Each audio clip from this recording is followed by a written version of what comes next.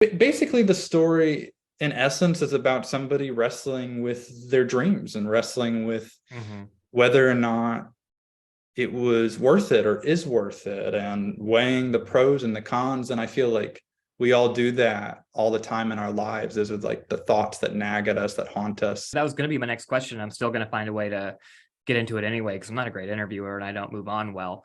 But when I read it, it reminded me of something along the lines of like a Whiplash kind of thing, where it is sort of about the sacrifices that pursuing your dreams requires. So how much did you draw from maybe your own experience of like things that you felt like, a life you didn't lead or things you missed out on because, fuck, I'm going to be a writer, I mean, you hit the nail on the head, man. I mean, it comes a great deal of myself is in it, in the sense that, I had always wanted to do film, and then you move out here and sort of you sort of realize that you're nothing. Like, you're just like, you become a receptionist. That's what I became. You're living in like windowless apartments.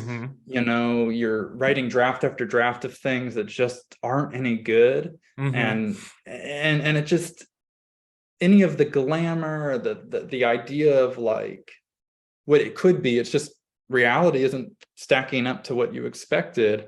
And the lifestyle is difficult. And so you start to ask yourself, like, did I make the right choice, or am I doing something meaningful? I remember thinking in the first few years of living in Los Angeles, I applied to the Teach for America program. I don't know if you're familiar with it, but I got really far in the interviews. I made it all the way to the final round. And then, a really good teacher of mine from high school who had helped me with a recommendation letter said to me, like, you shouldn't be doing this. Like, you really need to give your writing and directing career an honest shot.